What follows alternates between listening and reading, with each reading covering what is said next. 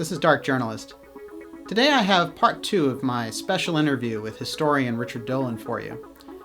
Now, in part 1, we delved into some controversial topics like UFOs, remote viewing, and the Breakaway Civilization.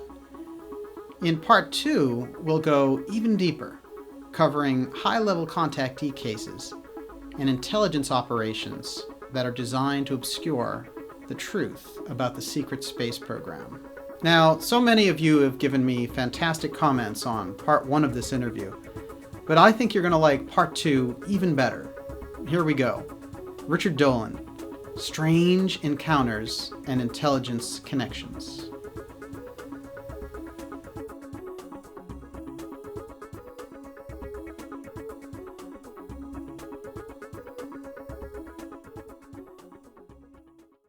Just the more you grow up and the more you learn about the world, the more you realize that the world that's presented to us through television and through mainstream media, it's basically a circus. It's basically all BS and a lot of lies. The cultures and the culture and the truths that come to us through television is nothing more than an artificial reality designed to deaden our critical thinking. I didn't always believe that, but I absolutely believe it now. Now, Richard, I'd like to go into some of the more fascinating cases that you've covered in your research. I've always found Travis Walton's case, I'm glad that you included it and so in depth in your book and really covered everything about it, because there's been a lot of spin about that case over time. Yeah. And I used to think it was not one of the more legitimate ones. But after reading more about it, it seems very strong. But there's two unusual things about that. One is that he was kept for so long. 5 days. That's a long time. It's usually an hour in these types of encounters, isn't it, pretty much? Couple of hours, yeah. Is there another case where somebody is kept for so long and comes back? None that I know of. Yeah. Not one. So that strikes me as very unusual. Well, here's why I think it happened. Because, Travis Walton in 1975 was a young logger. He was with a crew of other loggers. They were wrapping up the day at work in the Arizona, in a forested area in Arizona. Travis is riding shotgun in the front of his vehicle. They all see this craft. They didn't see it descending, or it just was there. No one knew how it got there. Right. Travis, for whatever reason, to this day, he doesn't really know why fully, got out of the vehicle and walked toward this craft. And the guys in the truck are saying, "Get back here, get back." And he just walks out there. And he's standing very close to it. And he thinks that he made a sudden movement. And maybe that would be why the next thing happened, which was that a bright bluish white beam comes out of the craft, hits him on the chest, literally knocks him back 10, 15 feet, where he's back flat on his back, unconscious. Now, the guys in the truck think he's dead. They think this thing has killed him, and they think that they're next. Wow. So they all take off in panic. They drive for 5 minutes, and then Mike Rogers, the driver, says, we cannot leave him there. And overruling the other guys, drives back. I believe he left them behind in the truck. He said, "I'm going to go get him." Travis was gone. 5 days. You have teams of hundreds of people combing that area with search dogs, tracking dogs, helicopters. No one found any trace of Travis. Why would he have been gone so long? I think, and Travis thinks, that he was so severely unconscious, maybe near death, maybe dead. He's actually wondered if he was clinically dead. Uh-huh. It might have, what it looks like to me is that this actually could have been a mistake on the part of whoever was in this craft, and that they did not mean to injure him. Because I really can't think of any other reason why he would have been gone so long. So they take that long to resuscitate him, basically. Maybe in this case. Maybe because he was so badly hurt. It's a theory, because the other thing is that Travis himself cannot remember more than, seems to me, an hour or 90 minutes tops of his experience. Right. You're gone for 5 days. You remember what, an hour and a half? That's it. There's something askew here, but it makes sense if you theorize that he was essentially unconscious nearly the whole time. And he encounters both these kind of perfect-looking humans and Greys together. Exactly. How rare is that? Well, I don't think it's not unique. There are certainly other alleged abductions, witness recollections, let's just say, where this is mentioned. Certainly in some of the early MILAB literature. Carla Turner, who unfortunately died before I had a chance to meet her, one of the pioneers in that field, certainly uncovered a number of cases where people would recall human and non-human captors at the same time. Oh, very interesting. So, but Travis might have been one of the first. I don't know if he was the first, but he might have been certainly one of the first to describe human along non-human. So when he wakes up on the table, he sees these scary-looking non-human creatures. And in fact, what he ended up doing, he was so weak, but he tried to get off the table, and he literally tried to take a swing at one of the creatures. He actually tried to fight it. Oh, probably not a good idea. He was in absolute mortal terror. He said it was the most frightening thing of his entire life. I mean, how could it not be? He tries to fight, but he was too weak, and he couldn't really do anything. And the creatures just filed out of the room. And then he saw this, so he's alone. He's left alone in this place. And he finds a corridor. He goes through it into a larger room, which every time I hear about or hear him talk, it reminds me of almost like the deck of the Enterprise. You're in this larger room with a big window where he sees space and stars. And he either sits in a chair or touches a control or a button or a switch. He starts messing with the controls, basically. And as he does that, these two humans enter the room, almost like babysitters saying, don't mess with our ship. Really, that's how I thought of it. But they don't say a word, but they're blonde. They're dressed in unusual type of clothing, like space clothing, I guess. They've long blonde hair. They look like, glamorous rock star types, right. Basically from the description. And then they bring him to another room, which is like a hangar, and there's a lot of other humans there. But they're human looking, but they don't really interact like the way you and I are, or the way normal people were. They're not saying, "Hey, Travis is okay, don't worry." No one's dealing with him on that basis. And then the next thing he remembered is he's on the highway, off the side of the highway, and the craft is above him, and then it takes off. That's really the sum total of everything he remembered. That's really interesting. Obviously, whoever these beings are who are operating the craft, they possess incredible hypnotic abilities. they have mastered our brain. Yeah. By the way, I will just add, I've gotten to know Travis Walton very well. On one occasion, he and I took a drive alone across the entire state of Pennsylvania, and we just talked about everything. I have to tell you, it's almost a cliche to say about Travis that he's got integrity and he's honest, but it is absolutely the case. But it's more than that. Travis is a very smart man. We think of him as this young logger, but he was never just an average sort of guy. And I've gotten to understand this. He's very smart. I've often wondered, in fact, I asked him privately if he wondered, because he's not like the other loggers that he was working with. He's really not at that level. He's at a higher level. And I said, do you think that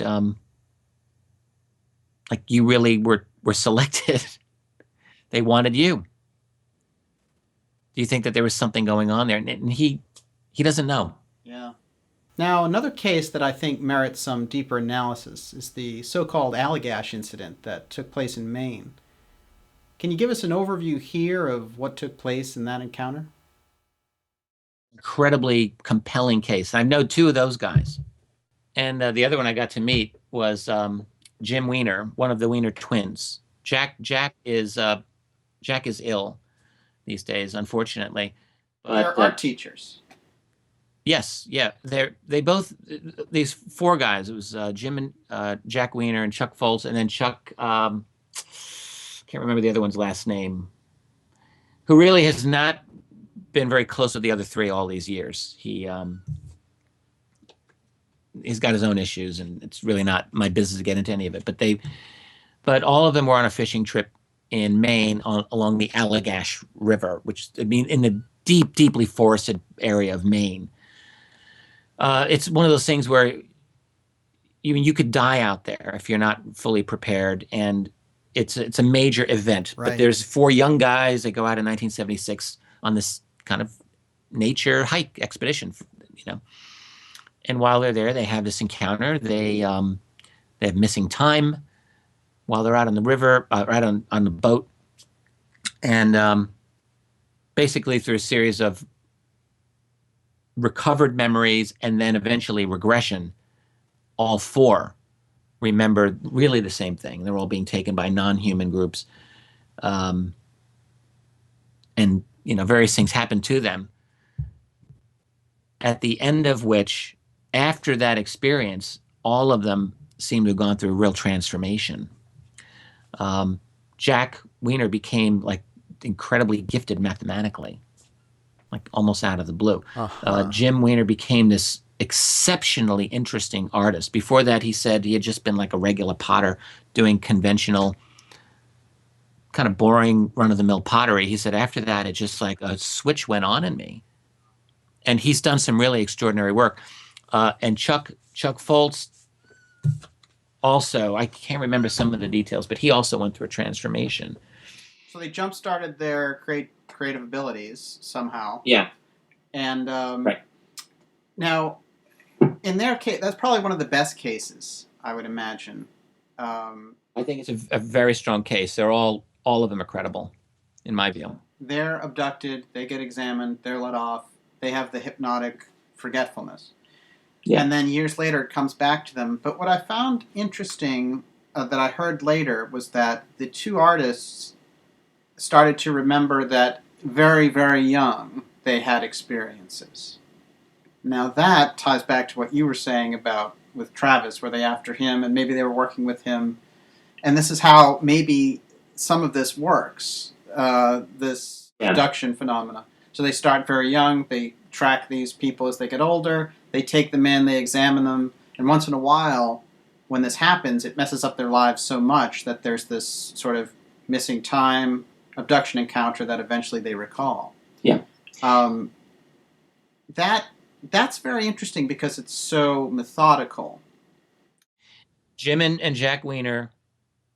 I did an interview with Jim and Chuck on my show when it was still called Truth Out Radio, and I screwed up the interview so badly. I had a fantastic interview with them, but the sound was so bad. It's almost unlistenable, and I feel terrible about it because it was such a great conversation. But I was still kind of new. We were on location somewhere else, and there was a lot of wind, and the wind just blasted us all to hell.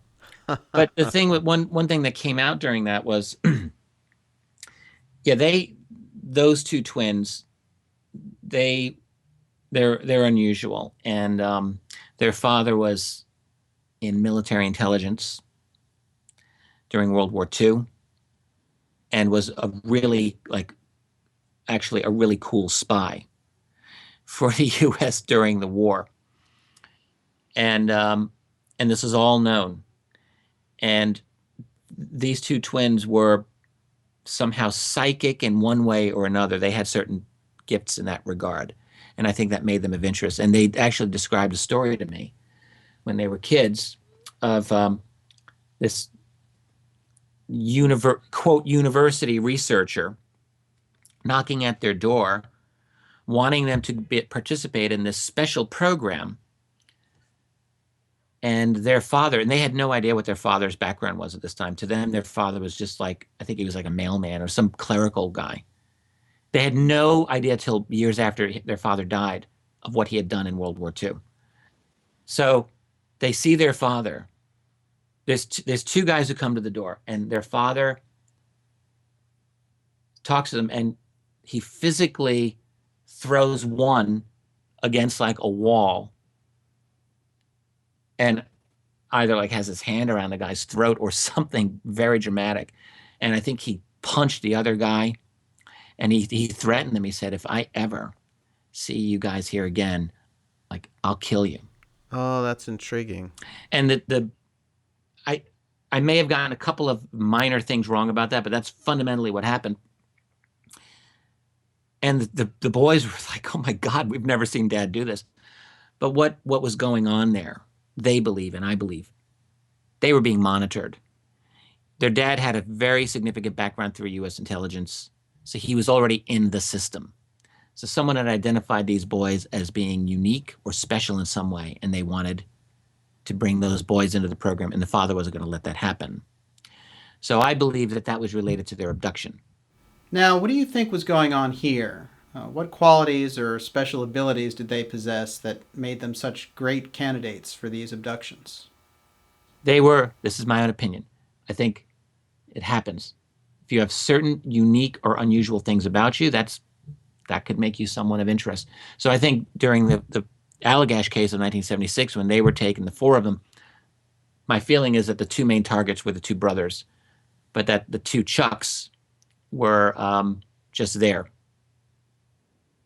They were caught at the wrong time, the wrong place. I think so. One of the most fascinating cases, in my opinion, that you've done some great research on, is the Rendlesham Forest Incident. Yeah. And I was hoping you can tell me a few things about this case too, where you have this amazing encounter. You have high-level military guys like Colonel Holt talking about it, making reports, and getting a lot of pushback from the bureaucracy about not talking about it. And Right. then you have unusual stories about Peniston later, because he touched the craft, Yeah. having these experiences that he wrote down, which were mathematical again. What do you... I mean, this case seems, it's beyond credible. It's so, it seems so obvious that Holt and his men went through the experience. But later, there's a kind of a divergence of how it's presented. That's right. And so, can you tell me what you think? I mean, you spent real time on it. I've only seen it at a distance. What do you actually think of this case and what's happened to it? I think you've characterized this case really well. I think you got a good basic handle on what's going on here. The Rendlesham Forest case, or sometimes called the Bentwaters case, this happened in December 1980 in England, but at a base that was run by Americans in England. Okay, so that's the basic scenario. And it took place over several days, several nights, I guess we should say. To this day, there's still a lot of confusion about some of the details. And it's one of these cases that we have been learning about through drips and drabs over the years. So the case first made it out to the world in 1983 in a certain version. And what you find is over the years, more and more layers are added upon it. And so our understanding of this case has evolved over the years. I wrote about it back in 2009, and there's been new information about it since then, which you were just alluding to with Peniston and the binary code. Right. It's hard to know exactly what happened. Was it 2 nights of activity? Was it 3 nights of activity? I think it was 3, personally. But what we do know is that you have U.S. airmen and officers witnessing activity that does not make sense by any conventional measurement. So it's around Christmas time, December 1980. On the first night, people see what they initially think is an aircraft going down, crashing into the forest. Search party goes out. That includes John Burroughs, Airman John Burroughs. That includes, Sergeant James Peniston. And it included another airman who, his name is on the tip of my tongue, and it's in my book. Anyway, that airman went with them, but then stayed behind. And then the 2 other guys go into the forest. And they see what they believe is a landed craft. And And eventually we learned that they got very close to this craft and that Penniston, in fact, touched it. Wow. Okay. And that he saw the writing and he wrote it down in his notebook, and it was in the form of, I don't know what to make of that whole binary code thing. I mean, right now, I don't know what to make of it. That's a recent addition to the story. And there may indeed be something to it. I would say confidently, is that through the testimony of Larry Warren, whom I know Larry and totally believe him, that there was a significant amount of debriefing to all of these guys involved after the fact, where there certainly looks like there was the same kind of mind control or memory management that I was describing to you much earlier in our talk. I think things happen to these guys. And so what are they actually remembering that's accurate or not? I don't know. Let's listen to a clip now that is audio from the actual incident that Colonel Holt recorded. There it is. Hey, I see it too. What is it? We don't know, sir. So can I get some? Yeah, it's a strange, small red light. Looks to be out maybe a quarter to half mile, maybe further out. I'm going to switch off. The light is gone now. It was approximately 120 degrees from the site. Is it back again? Yes. Oh, douse the flashlight, Sid. Let's move out to the edge of the clearing so we can get a better look at it. See if you can get the star scope on it. The light's still there, and all the barnyard animals have gotten quiet now. Yeah, we're heading about 110 to 120 degrees from the site out through to the clearing now. Still getting a reading on the meter. About 2 clicks. Meter's jumped 3 to 4 clicks, getting stronger. Now it's stopped. We're about 150 or 200 yards from the site. Everything else is just deathly calm. There's no doubt about it. There's some type of strange flashing red light ahead. There's yellow. I saw a yellow tinge in it too. Weird. It appears to be maybe moving a little bit this way. It's brighter than it has been. Yellow. It's coming this way. It is definitely coming this way. Pieces are shooting off. There is no doubt about it. This is weird. To the left. Yeah, definitely moving No, left.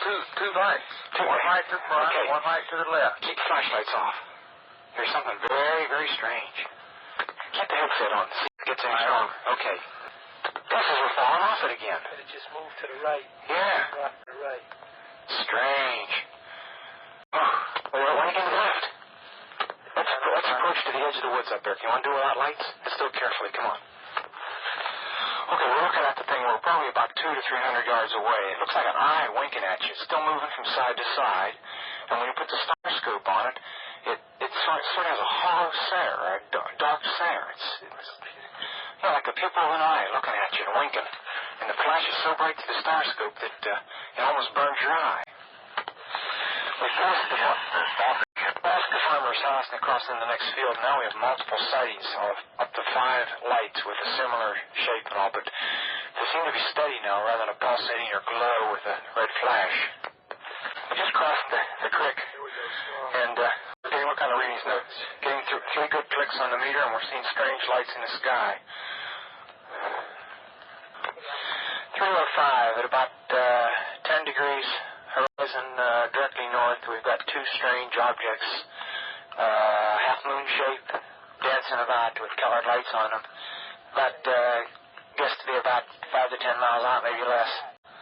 The half-moons have now turned into full circles.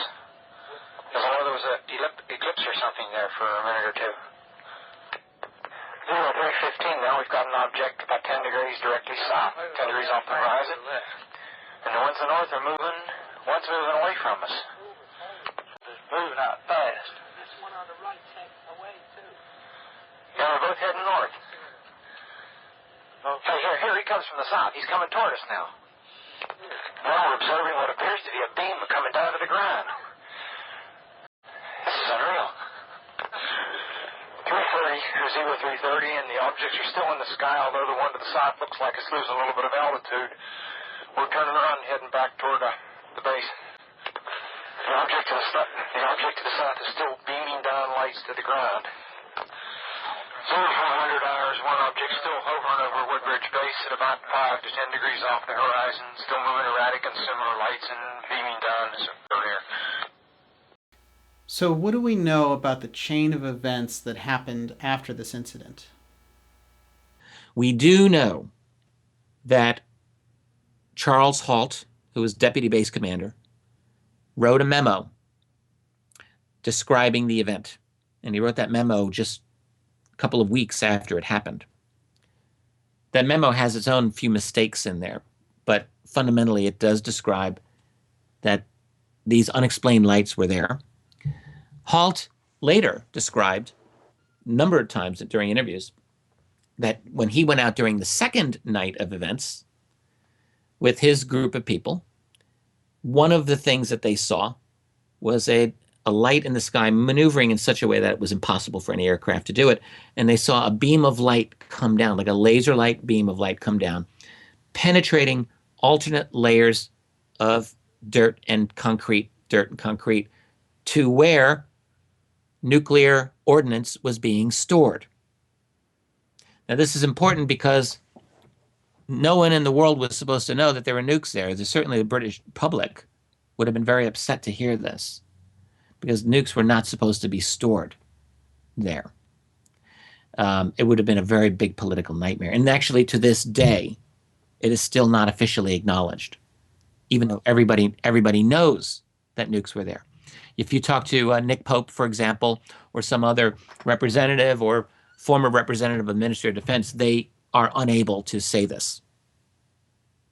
I once embarrassed Nick a little bit at a conference in Leeds in England a couple of years ago by just putting it out there. And everyone knows this is the case. Just a quick question on Nick Pope, who's a fairly well-known UFO researcher, but was also pretty deep in the UK Ministry of Defense. I think it's a legitimate question to ask if you feel he has any bias towards continuing the secrecy there. I've known Nick for a long time. I've had many beers with Nick Pope, and I like the man, and he knows that I like him. But Nick and I have disagreed on many, many things relating to this and other topics over the years, whether it's UFOs or whether it's all kinds of other conspiracies. We don't ever seem to agree. And I had a little bit of a public tiff with Nick anyway, about a year ago, where I called him out. It was during the 2012 Olympics, where he was basically made a couple of statements relating to potential alien invasion during the Olympics, and it really turned out that he was just publicizing. He had done work for Sony PlayStation. He was marketing a new video game that they were putting out there. So you feel like it was kind of a fear-mongering tactic on his part, working with Sony? Yeah, I got a little bit annoyed with him, and I said so publicly. And he said, "Look, only an idiot would not notice that I was just doing marketing for this." And I said, "Well, no, not really. I think it was pretty sly, the way it was done, actually." But anyway, He used fear porn to sell the video game. That's my opinion. And the UFO field has enough bullshit that it has to deal with, frankly. All right? Look, it's fine. Go make your money. I'm cool with that. You want to make money, do it. But don't soil my field. All right? Don't make my work any more difficult than it is. I thought that's what he did. Anyway, back to the Rendlesham case. What we're really talking about is an object that was interested in the nuclear ordnance there. And as Halt had said privately in an interview to my friend Peter Robbins and Larry Warren, he said that object adversely affected the ordnance. That was his exact words, according to Peter. Well, there appears to be a strong connection between UFO sightings and these nuclear sites. Yeah, that's quite interesting, is it not? Well, it's also terrifying, I guess, depending on how you look at it. Well, and the other thing about the Rendlesham case, and I wish I had gotten into this in my book. I should have. If I ever revise that section, I will. But it occurred during a period of real heightening of the Cold War. This is the era in which the Polish Union solidarity was very big. And there were some severely heightened tensions at that time between the United States and the Soviet Union. And the Bentwaters base was the forward nuclear base that NATO had at the time. So in other words, if there was ever going to be a nuclear exchange, those nukes would have been the ones to have been used. Very interesting. Yeah. So now I have no idea if there were plans to activate them or to do whatever, but the fact is that is the case. That it was the forward nuclear base for NATO at that time. Well, the nuclear connection brings us back to the original breakthrough case of Roswell, because Jesse Marcel was the intelligence officer for the atomic bomb group in New Mexico at that time, right? Jesse Marcel Sr., was the chief intelligence officer for the 509th Bomb Division, which was based out of Roswell Army Airfield. And Roswell Army Airfield, the 509th, was at that time, the only military unit in the world that had atomic weapons. They were the only one. It's clear these objects are interested in nuclear technology, for sure. Where at times they've even disabled those nuclear technologies. So these military guys, Holt, Peniston, and Warren, and some others, see these lights, and they're over the sort of nuclear storage facilities, shining lights down and shutting down some of them, it appears. It appears, yes. Yeah. And so then he files a report, and then what? There's no paper trail of a follow-up investigation that from Halt's memo. The British MOD, I've got this here somewhere, did release their papers relating to the case, and all of it's just fluff, because nearly all of it is just their correspondence with interested members of the public. Like, none of it really deals with any kind of internal investigation of what actually happened. So it seems like this case would have disappeared, but something strange happened where the memo got out. Well, yeah, and that's due to Larry Warren, whom all the other major participants in the case disparaged, but it actually was through Larry Warren that we know about this case. Larry Warren had what he claimed to have been an encounter on one of those nights. And it was through him that in 1983, the British press, I think it was October of 83, the British press publicized it. And it was through Larry Warren working with some American researchers, Larry Fawcett. I don't think he's alive anymore. But Larry Fawcett was a significant researcher at the time who was doing Freedom of Information requests. Right. And they were able to get that memo by Charles Halt released. And in fact, I'm glad you mentioned this. I'm trying to remember the exact way that they got it out. It was I think it was not released by the United States, but they somehow were able to get it through the UK. I think that's how it went.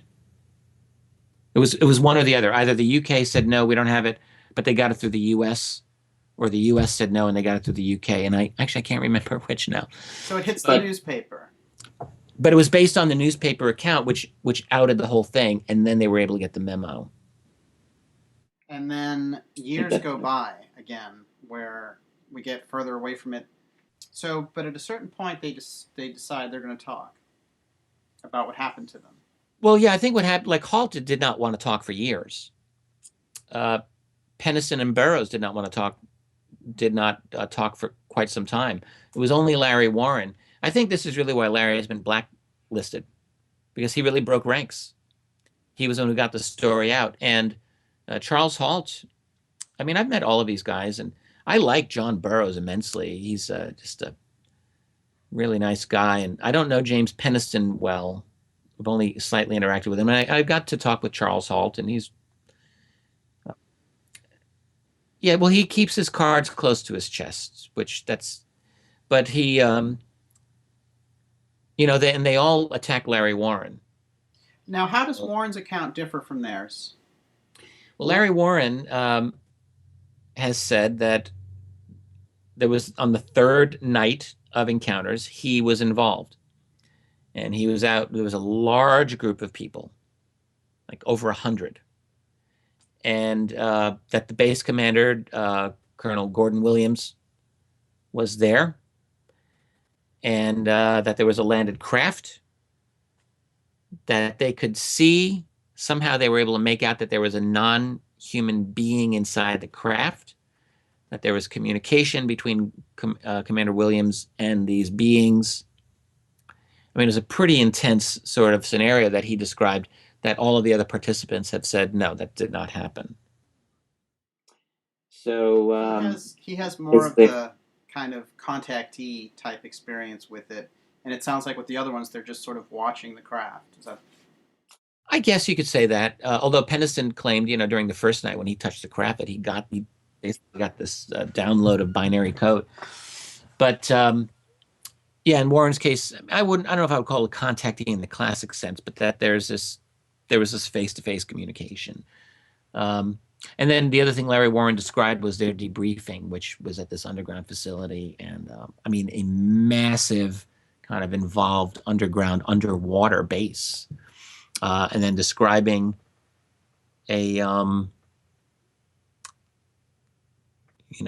threats that were used against them. One guy said, "Bullets are cheap. We'll just take you out if you want to talk about this." Describing what appears to be mind control and a lot of other things.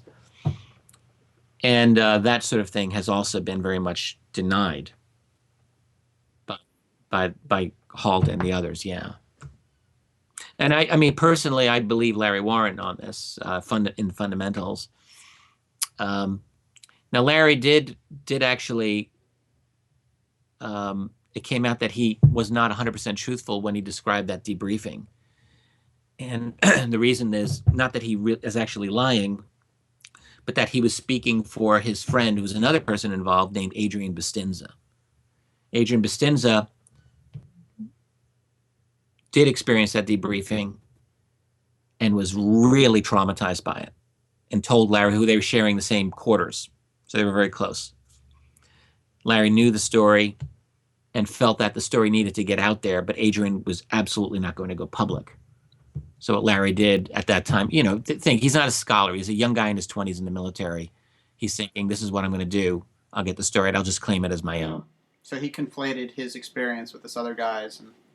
That's right. And so then that came out years later, many years later, and then more people said, aha, liar. But really, I think the world's a little more complicated than just these little black and white issues. I think we have to understand that there's nuance in what's going on here. That's what happened with Larry, though. But what they all agree upon is that the craft was there over those nights, and that they went out and checked it out, and that does everyone agree that Penniston touched it? Well, there's only a couple of people there's only Penniston and Burroughs who could have been witnesses to that. And Burroughs, I assume that they're writing a book together, which Nick Pope is working on with them. So clearly, I'm sure Burroughs agrees that that's what happened. I mean, as far as everyone getting this account in their conscious memory, it seems that Penniston got a little closer than Burroughs. They were both pretty close. Burroughs got up to it, but he didn't approach, I don't know, maybe 20 feet. I'm guessing 10, 20 feet. Penniston actually went up and touched it. But they were the only two guys there. So, considering the high-level witnesses in this case, like Colonel Holt, do you think the Bentwaters Rendlesham case is perhaps the most important UFO incident on record? I think it's an excellent case.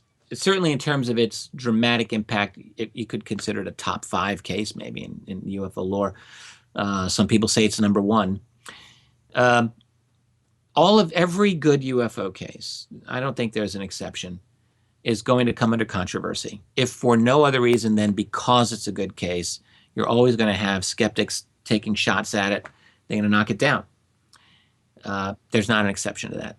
In the Rendlesham case, you're dealing with a number of witnesses in the military, and they're dealing with a military security complex that really doesn't want the story to come out in a way that's embarrassing or compromising to them. So you're facing all of these obstacles, and there's going to be a lot of lack of clarity, I think, regarding this case, no matter how hard we try. But yes, I agree. I think it's a compelling case. I spent about 10 pages trying to describe it in my book. Yeah, it's a great overview. You've mentioned this covert intelligence world and how they manipulate the topic of ET contact. Where else do you see their influence in alternative research? Yeah, look at the New Age movement. I haven't really gotten all the specifics down. What I think But I think that what we're seeing in a lot of what we call New Age culture, some of this is intel community, personal belief. I'm not going to name any names at this point. I don't know if I ever will. I don't know if I ever really have enough evidence to do it. But it follows very much the same type of sort of structure, seems to me, from what I can tell, that you get with the hippie movement back then. And really, what does the New Age movement do? It really takes us away from the actual political issues of our era. Have the right intention, have the right thought. You'll make a better world through that, rather than through organized action, rather than through collective hard work, which is really what we need if we're going to take down, and I mean take down, a global fascist system that seeks to control you and me and everyone watching this for the rest of their lives. And it has to be fought.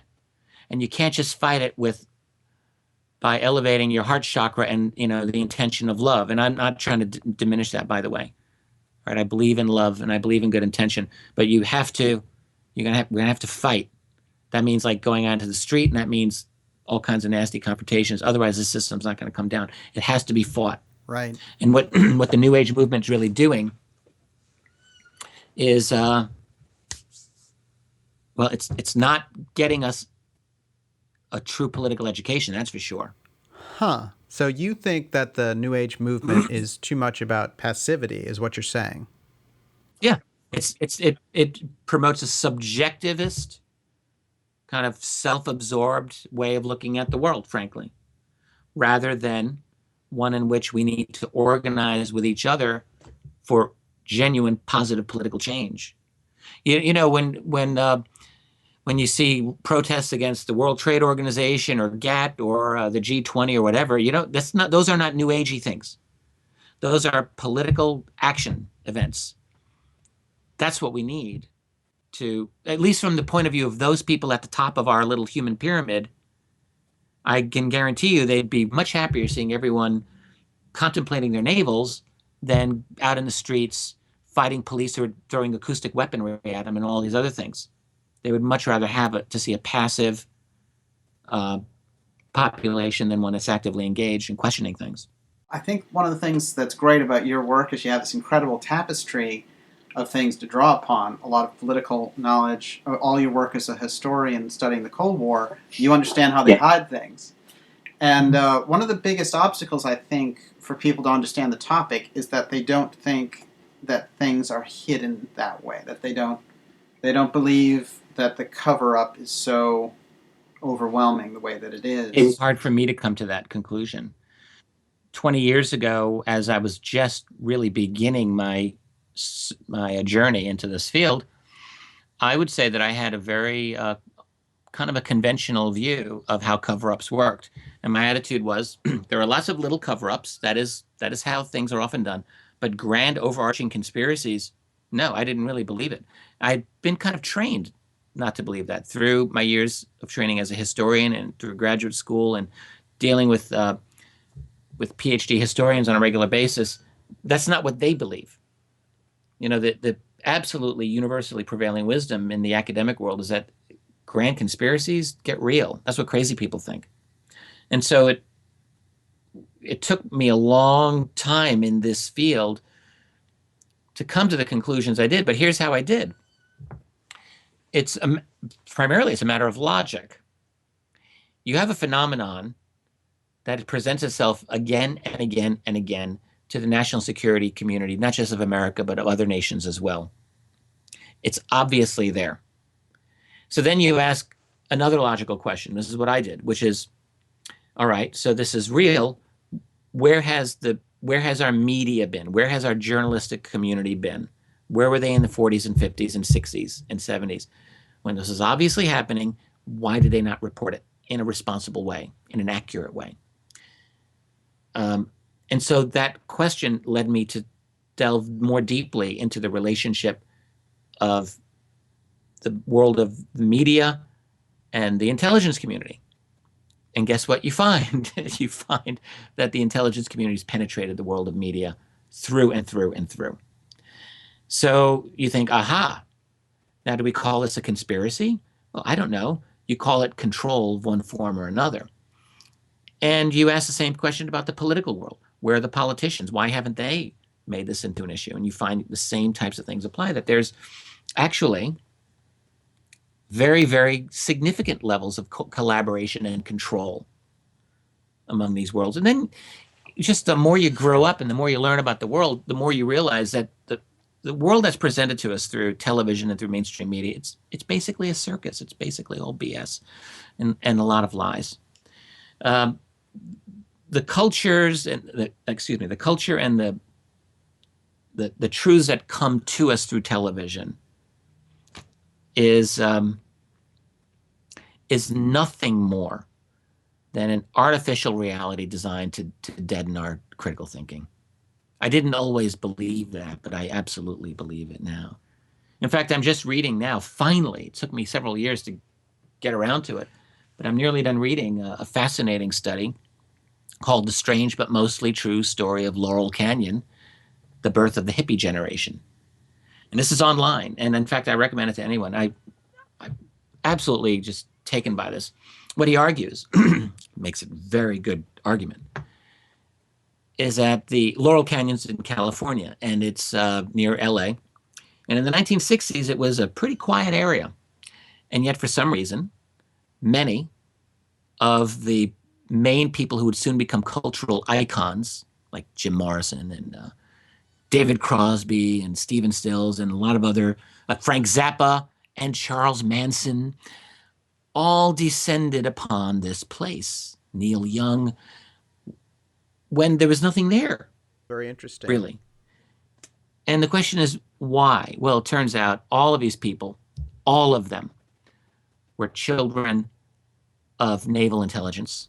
Uh-huh. All of them had very unusual backgrounds, which this author goes into in fascinating detail. And Laurel Canyon also had a long-time intelligence community presence as housing a complete kind of motion picture production studio that was probably the largest in the world. But it wasn't for Hollywood. It was all for internal intelligence community military purposes. Who knows what they were making there? Think about it, okay? This is just a more extreme version of things that we've already known the CIA has done for years. We know there have been very legitimate academic studies that have shown how the CIA has infiltrated other supposedly independent cultural institutions to manage them, both conservative and liberal, doesn't matter. Because by controlling both ends of the spectrum, you're controlling the limits of legitimate debate. See? And they've done this, but this extreme, to create the counterculture, hippie culture, it's a breathtaking argument, and I think he's right on. Well, it's interesting because the 60s are so phenomenal in this way, in that, you know, they are so advanced in their thinking that you would have to kind of take out the leaders in some way, you know, because otherwise you'd have a pretty advanced, enlightened culture when you were finished. It was necessary to disable the legitimate peace movement at that time, which was becoming very strong in college campuses around the United States. People who were intelligent, political, right? And suddenly now all these hippies come in with long hair and free love and drugs and all of this other. It's like, what the hell happened to the peace movement? That's what happened. So it was a way to disable the legitimate peace movement. Well, what's great about your stuff is going along there, reading this UFO book, and there's a thing in there about, like, you know, John Lennon's assassin and the assassin of Reagan going to the same kind of Christian summer camp. You know, that's very, you know. Yes, that was a piece of information from the late Jim Keith, who also died mysteriously. Jim Keith was a conspiracy writer. His book's on my wall here. All my books are kind of disjointed now. They're not in the order that they were a couple of years ago. But let's get a shot at that bookshelf. There has to be some terrific books in there. This is my UFO library, and then now I don't want to show you, but it's so messy. But if you go back, this is the rest of my office down there. See all the boxes and other shelves and all that crap over there. So this Oh, that's great. It's like the writer's lair. this is my UFOs library. But over here is somewhere in this section here. I think I've got Jim Keith. Oh yeah, there it is. In fact, I'll show you. Wait, don't go away. Here we go. I believe it's in this book here. Good book. Mind control. Mind Control, World Control, Jim Keith. I don't know if you can see that. There you go. Yeah, it's cool. This is published by Ken Thomas. Well, it's Adventures Unlimited Press, so it's David Hatcher Childress. But I think in this book. Oh, yeah. I just finished the UFO and Maury Island book by Ken Thomas. Yeah, that's a great book. I've got that somewhere here. But anyway, with Jim Keith, what he pointed out is that Mark David Chapman, can't remember the other one. John Hinckley Jr. So he's the guy that they said had emotional problems. Right. John Hinckley Jr. was the shooter of Ronald Reagan. He's the Jodie Foster. Right. So we're told the stupid bullshit lie that Hinckley was in love with Jodie Foster. Well, a lot of guys are in love with Jodie Foster, so I can get that part. Okay, fine. I've had a Jodie Foster thing. I admit it. I'm not ashamed. She's great. So we like the Jodie. But so Hinckley, okay, but we're told that he had this demented view of impressing Jodie Foster and he's going to kill the president. Who knows? Right. Well, here, as Jim Keith pointed out, and other people have pointed out too, not just him now, John Hinckley Jr. wasn't just some schmuck off the street who had mental problems. John Hinckley Jr. was a son of John Hinckley Sr. And who is John Hinckley Sr.? But a very close friend of Vice President George Bush. Wow. Okay. Very close friend. He and Bush were Texas oil buddies. They went way back. Okay, so that's one. So he was a powerful member of the Republican Party. That's one thing. Another thing is that Hinckley Sr., this is where Jim Keith adds this, was, you're never going to prove these things, but he said almost certainly, I believe, head of a church called World Vision Inc., World Vision Incorporated, which is one of these CIA churches, which is what they did. They do this kind of thing. Right. Just like they got into the hippie culture, just like they're probably into the New Age culture, they're into all of this stuff. So this is like basically the way it looked like is a kind of mind-controlled church. And it was rumored. So apparently he was in charge of that, but the rumor was that Mark David Chapman had also gone there. That's what it was, the killer of John Lennon. So you've got all these weird things going on here, and none of the Hinckley family connection to Bush, if nothing else, should have been discussed in the mainstream media, and of course it just was not. I mean, think about it. Just from a normal, if this had happened in another country. Guy shoots the president. Turns out that his family is really close with the vice president. So had Reagan died, George Bush would have become president. Reagan really should have died in that, by the way. I mean, Reagan was saved just because he happened to have, as a surgeon, one of the very top surgeons in the world for that type of gunshot wound. I mean, Reagan got lucky. He had a fantastic guy working on him. And then he survived and rode out, did his 8 years. Well, what's amazing is that it happened so very early in his presidency. His second month. So, it seems very logical that, they could have been setting it up to do that. Although it's interesting to think that they would have such a traceable person back to Bush who would be doing it. That's kind of fascinating. You'd think so, but look, guess what? History proves that they were right in their arrogance because there was no follow-up. He got away with it. True. So you would think that in a logical world where there's justice and a media that actually does its job, or a watchdog media instead of a lapdog media. So in the normal world, yes, it would be taking an incredible risk.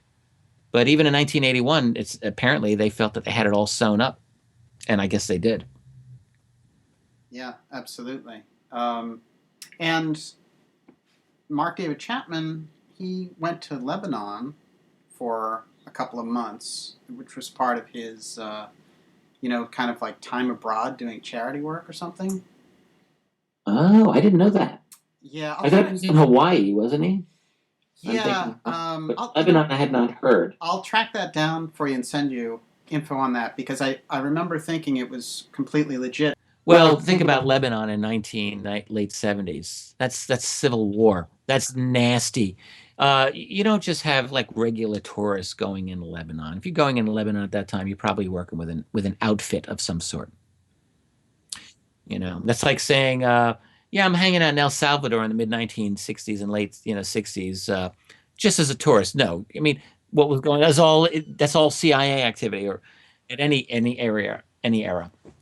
So for Chapman doing that, that's very interesting. I didn't know that. Well, you've got Hinckley. He's got the Jodie Foster thing, and then Chapman has Catcher in the Rye. J.D. Salinger, yeah. So he's got this whole story, right? This is all mind control stuff. I mean, how obvious do you want to make it? You've got these guys who, and then Sirhan killed Bobby Kennedy. To this day, says he cannot remember doing it. I believe that. Chapman is obviously deranged. He's obviously been worked in his head. Someone did something to him. Again, we have to understand the science of mind control. It's much more palpable. It's much more advanced than I think most people really understand. You can create a Manchurian Candidate, and that gives you perfect deniability, perfect cover. If I can create a Manchurian Candidate and I say, kill that person, hey, I'm not at risk. He's not, through hypnosis, mind control, drugs, whatever. So, how to get to the bottom of it? We need an open public discussion on this stuff, and we're not really getting it now. Right, and like you said, we're just catching up to these techniques now, and they're probably 40 years down the road. So that's excellent point. Just a final thought on your UFOs and the National Security State book, Volume 2. There's a lot of daring information and commentary in this book, and also a lot of controversial cases. How did you choose which encounters to include? This field has so many minefields in it that inspire terror in me. The book that we were talking about, my second volume, there's probably 50 more cases that I actually was literally afraid of writing about. From Bob Lazar to Gulf Breeze to even Travis Walton, all of them are complex, and all of them, they're almost treacherous to navigate your way through to figure out what is the truth. And the Lazar whole thing, and we'll have to talk about this another time, but that was just one of many that I was truly nervous about trying to cover, because a case like that, you just know there's so many disparate, strongly held opinions on various sides. I think you did a good treatment, actually, on that, because you can really feel that you're weighing it out. And yet, it's such a fascinating case that it certainly merits a good look. I mean... It has to be, yeah. yes. Didn't it create an entire phenomena of Area 51? I mean, pretty much. Yes. Yeah, so for that reason alone. But anyway, it's outstanding. And that book is outstanding, by the way. I've really spent a lot of time with it, and it's a terrific read. Thanks a lot.